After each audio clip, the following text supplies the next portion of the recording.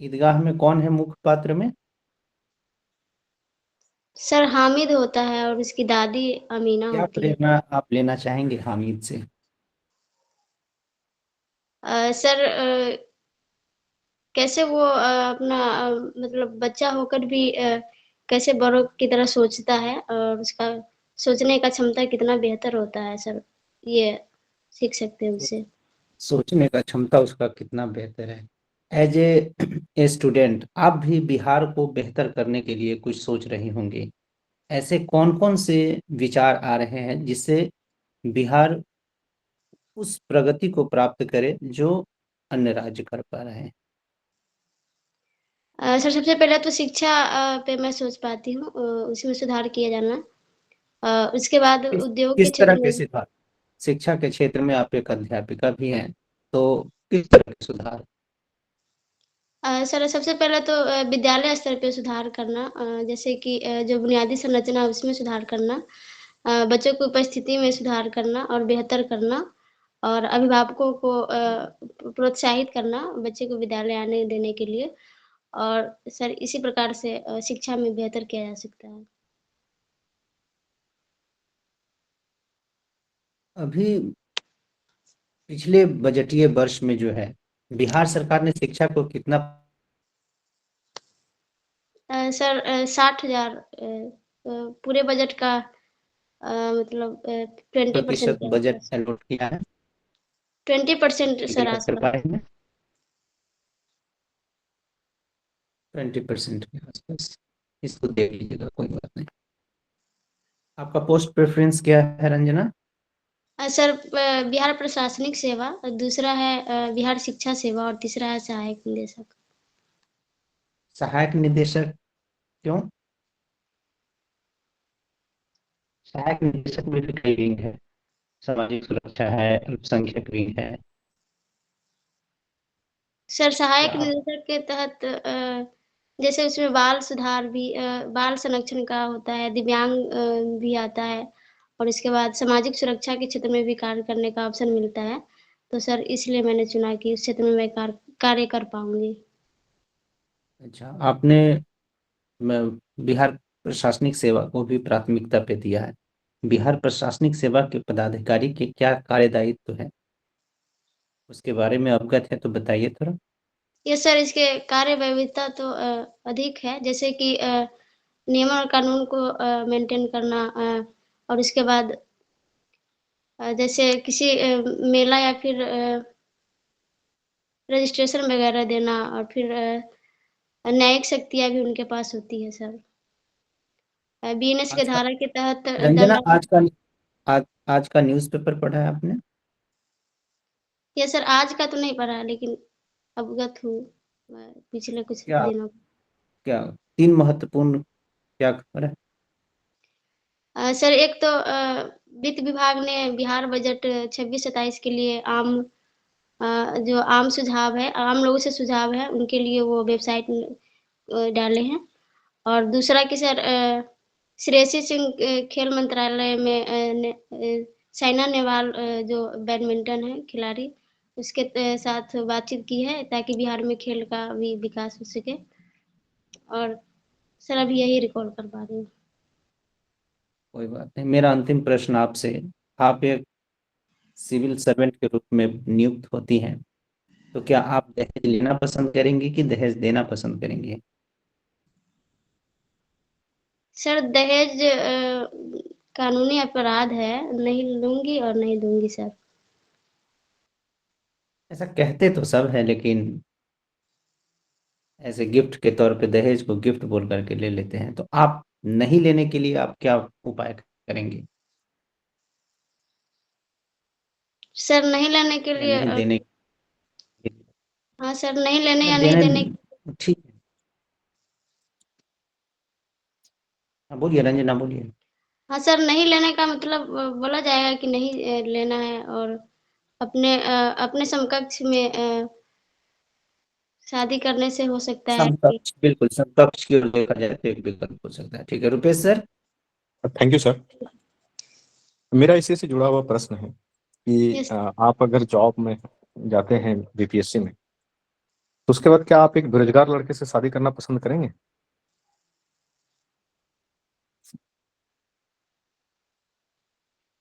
क्या आप सुन पा रहे हैं? Yes sir. सर जी बताइए। सर अगर वो बेरोज़गार है तो ऐसा नहीं है कि वो उसमें और कोई गुण नहीं है, वो समझदार भी हो सकता है।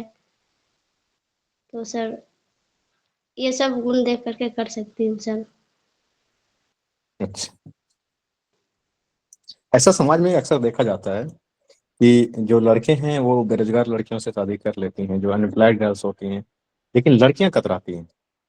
और यस आपने सर। जितना टाइम लिया बोलने और सोचने में, तो वो स्पष्ट रूप से दिख रहा है कि आप सिर्फ इंटरव्यू में बोलने के लिए बोल रहे हैं। आप कैसे एश्योर कर सकते हैं कि एक बेरोजगार लड़के से भी आप शादी कर लेंगे, खुले दिल से कर लेंगे? हाँ सर, उसमें अगर विवेक समझदारी होगी, जो अन्य गुण होते हैं तो सर ऐसा ज़रूरी नहीं है कि वो बेरोज़गार है तो नहीं करूँगी सर, कर कर सकती हूँ सर। Okay okay. तो मुझे ये बताइए कि दलित साहित्य से क्या अभिप्राय है? सर दलित साहित्य से अभिप्राय है कि जो दलित वंचित वर्ग को ध्यान में रख के उन पे लिखा जाता है। आंचलिक उपन्यास क्या है? आंचल उपन्यास का मतलब है कि जो किसी अंचल विशेष क्षेत्र को, जो उनकी लोक भाषा है, लोक संस्कृति है, उसको उसके आधार पे लिखा जाता है, उस अंचल को विशेष ध्यान में रख कर के। आचार्य रामचंद्र शुक्ल का आलोचना में क्या योगदान है? हाँ सर, वो प्रमुख आलोचक रहे हिंदी साहित्य में। उनकी आलोचना एक पुस्तक है हिंदी हिंदी साहित्य का इतिहास, जिनमें अपनी आलोचना लिखे हैं किए हैं, जिसमें उन्होंने साहित्य का आलोचना की है, साहित्य इतिहास का नामकरण किया है सर, इस प्रकार से उन्होंने आलोचना करी है। वर्तमान में कुछ ऐसे राजनेताओं का नाम बताइए जो आलोचना बिल्कुल पसंद नहीं करते हैं। Sorry sir. वर्तमान में हमारे देश के कुछ ऐसे राजनेताओं का नाम बताइए जो आलोचना पसंद नहीं करते हैं।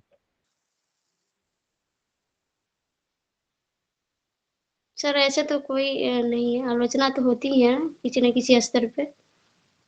सॉरी सर, मैं नहीं बता पाऊंगी इस पे। आपकी नजर में कोई ऐसे देश के नेता नहीं नजर आ रहे हैं जो आलोचना पसंद कर नहीं करते हैं? नहीं सर।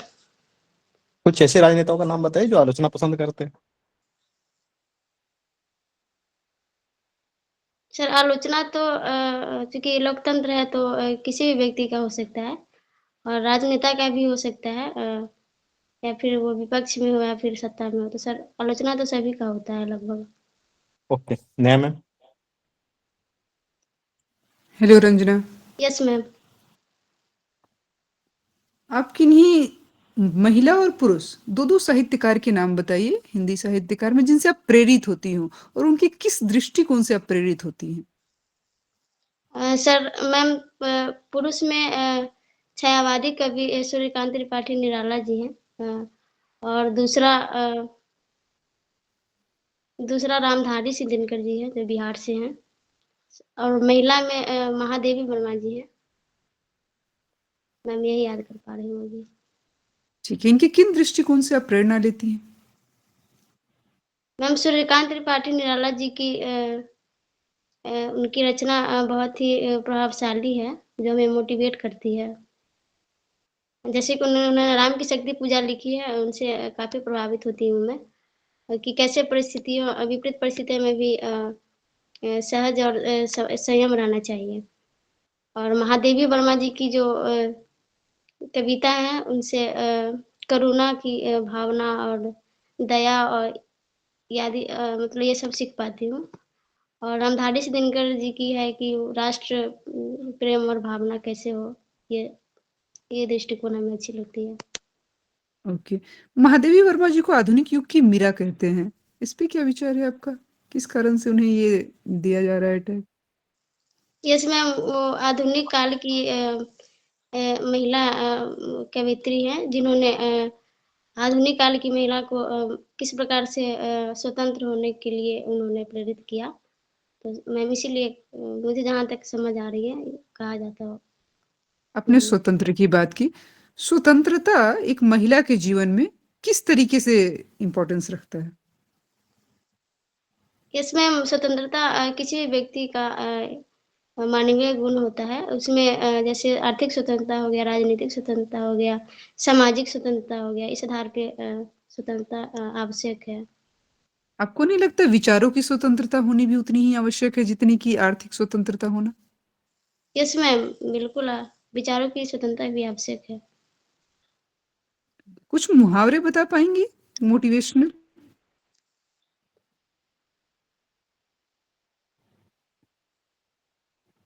सॉरी मैम, नहीं याद जी। कर पा अच्छा। इंटरनेट और सोशल मीडिया का हिंदी भाषा पर क्या प्रभाव आ रहा है? यस मैम, ये एक प्लेटफ़ॉर्म के रूप में हिंदी युवक एवं युवती के प्रति के सामने है कि वे कविता और कहानियाँ लिख कर के अपनी भाषा के अभिव्यक्ति व्यक्त करते हैं। तो ये एक प्लेटफ़ॉर्म के रूप में है मैम। आप शिक्षिका हैं? Yes ma'am. तो आप बच्चे जब ऐसे इस परिस्थिति में आप देखती होंगी जब बच्चे के पढ़ने की इच्छा नहीं है, वो डिमोटिवेटेड फील कर रहे हैं, आप किस तरीके के हिंदी साहित्यकारों से कि कौन सा ऐसा खंड यूज करती है जिससे कि बच्चे मोटिवेट हो जाए, इंस्टेंटली उनको मोटिवेशन एक मिले कि हाँ, अब उनके लिए तो पढ़ाई करना ही सबसे इम्पोर्टेंट काम है उस टाइम के लिए, तो वो आप कैसे कर पाती हैं? यस मैम, ऐसा तो प्राथमिक विद्यालय का बच्चा है तो उतना साहित्य नहीं समझ आता। लेकिन मैं छोटे-छोटे कविता के माध्यम से या फिर कोई एक कविता ही बता दीजिए जिससे बच्चे मोटिवेट हो।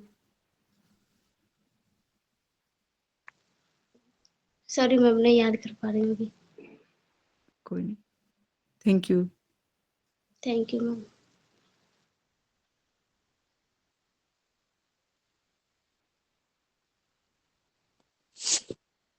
हाँ रंजना, पिछला वाला मॉक शायद मैं था उसमें, है ना? जी वो सर। उसमें पिछले वाले से बहुत अच्छा आप बोली हैं, लेकिन कुछ काम करने की भी ज़रूरत है।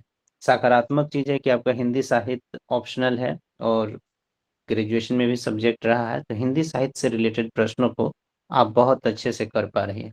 लेकिन जब एक प्रश्न पूछा था एसडीएम की रोल एंड रिस्पॉन्सिबिलिटीज़ को, तो वहाँ पे थोड़ा-सा मुझे कमी दिखा।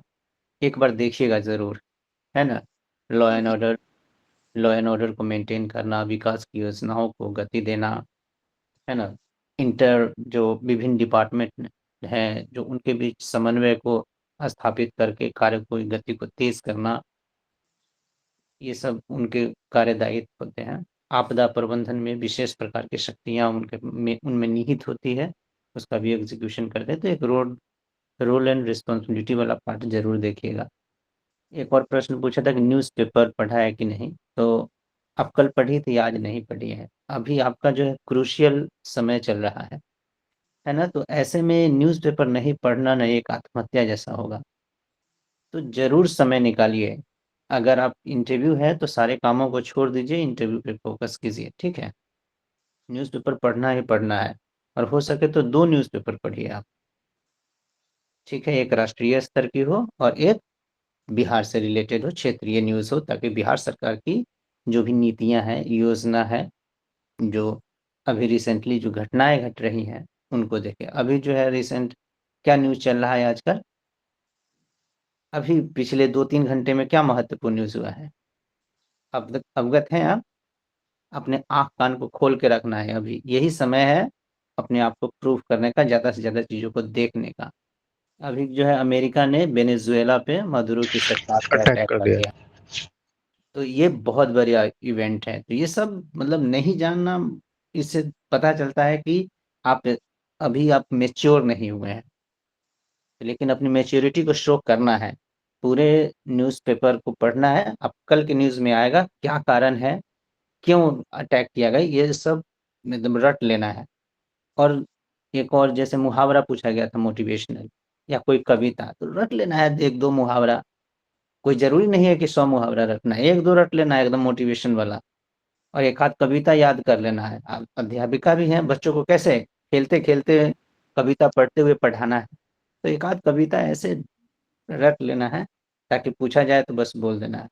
एक और प्रश्न पूछा था सर ने कि आलोचना कि विभिन्न राजनीतिक दल आलोचना मतलब करना, आलोचना सुनना क्यों पसंद नहीं करते? तो ऐसा नहीं करना है कि पसंद नहीं करते, इसका प्रश्न का उत्तर देना है कि विभिन्न राजनीतिक दल आलोचना को पसंद नहीं करते हैं, है ना? जैसे मोदी जी की आलोचना, अगर बीजेपी की सरकार की कोई आलोचना करे तो कैसे उस पे जो उनका मीडिया से टूट पड़ता है। तो ऐसा स्वयं न कह करके विपक्षी दलों के द्वारा आरोप लगाया जाता है कि वर्तमान सरकार जो एनडीए की सरकार है वो आलोचना को पसंद नहीं करती है। अपने ऊपर नहीं लेना है, बोल दीजिए विपक्षी दल ऐसा बोलते हैं। और कुछ हद तक देखा जाए, न्यूज़पेपर को देखा जाए या उस समय टीवी को देखा जाए तो लगता है कि सच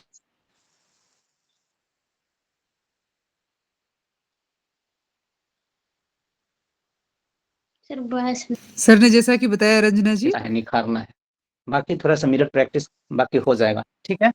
नेहा मैम कुछ ऐड करना चाहती हैं तो? जी, जी सर। जी, जी, आपने बहुत एकदम सही चीज़ें सारी चीज़ें होते हैं ना हाइलाइट कर दी हैं सर। फिर भी मैं वही ऐड करूँगी कि आप थोड़ा आस-पास की चीज़ों से रूबरू आपका होना ऐसा लग रहा है कि कम है और इंटरव्यू के दौरान ये बहुत ज़रूरी है क्योंकि वो पर्सनैलिटी आपकी देख रहे हैं ना और पर्सनैलिटी में होल सोल ग्रोथ तब होगा जब हर चीज़ों से आप अवेयर हैं। ना कि सिर्फ़ अपने कंटेंट से पेपर हो गया है, तो अब आपको जो उनको देखना है आप में वो एक ऑफ़िसर की क्वालिटीज़ देखनी है।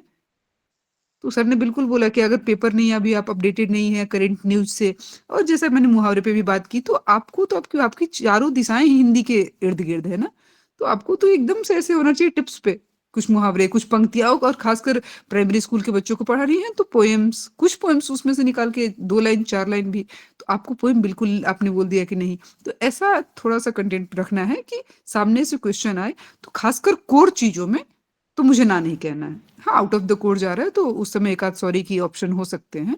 लेकिन एट लीस्ट कोर में कुछ करंट में चीज़ें चल रही हैं, उसमें आप सॉरी कहेंगी तो थोड़ा-सा नेगेटिव इंप्रेशन हो जाएगा। तो थोड़ा आस-पास की चीज़ों से अवेयर रहिए, अभी है समय। सर ने बोला जैसा कि न्यूज़ गो थ्रू होते रहना है आपको, ताकि एक ओपिनियन भी बना रहे कि आंसर कोई कुछ भी अननोन क्वेश्चन सामने आ रहा है, प्रैक्टिकल बेस्ड क्वेश्चन्स आ रहे हैं, हमें किसी सिचुएशन में रखा जा रहा है, तो उस समय आपकी कंटेंट की कम जाँच होगी, आपकी ओपिनियन की जाँच, आपकी पर्सनैलिटी की जाँच ज़्यादा होगी। तो इस चीज़ के लिए आपको ज़रूरी है कि आप हर एक चीज़ों को पढ़ें और एक ओपिनियन तैयार हो जाएगा अपने आप में। जी मैम। बोल अच्छा ले रही हैं, बोलने में आपकी डिलीवरी में कोई प्रॉब्लम नहीं है। ठीक है? ओके मैम, ठीक। All the best. Thank you ma'am. बिल्कुल रंजना, मैं एक ही चीज़ कहना चाहूँगा कि जैसे कुछ चीज़ें होती हैं, कुछ प्रश्न पूछा जाता है इसलिए कि कैंडिडेट कितना उदार है। जैसे कि आप घूस लेना पसंद करेंगे, भ्रष्टाचार करना पसंद करें। तो वैसे ही उसी तरीके से मैंने एक साथ प्रश्न पूछा था शादी को लेकर के। आप पर्सनल जीवन में क्या करेंगे उससे हमें कोई मतलब नहीं।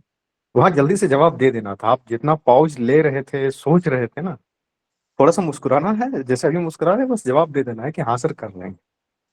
उनमें बहुत सारी अलग-अलग क्वालिटीज़ भी होंगी, ताकि लगे कि हाँ, इनके दिल में उदारता है। ठीक है? एकदम मुस्कुराते हुए जवाब देके निकल सर जाना मैं है। ये सब सर मैं इसलिए इंटरेस्ट मुझे नहीं बोल रही थी कि फिर उस पे क्रॉस क्वेश्चन आ जाएँगे, फिर अब नहीं, जॉब में है तो कैसे कर लेंगी ये सब, इसलिए यही सोच रही थी। क्रॉस क्वेश्चन के लिए तैयार रहना है। वैसे भी तो उनका पूछने का मन होगा तो पूछेंगे ही पूछेंगे। ठीक है? मुस्कुराते हुए आंसर देके निकल जाएँगे तो उनको लगता है कि हाँ, चलो बच्चा उदार है। ठीक है? और बाद बाकी सिचुएशनल क्वेश्चन पे थोड़ा-सा देख लेंगे और बाद बाकी बहुत फीडबैक दे ही दिया गया है, इन पे काम करें। उम्मीद है कि इस बार आप लिस्ट में रहेंगे। काफ़ी डिज़र्विंग कैंडिडेट हैं। All the very best. Thank you sir, thank you. Jyoti.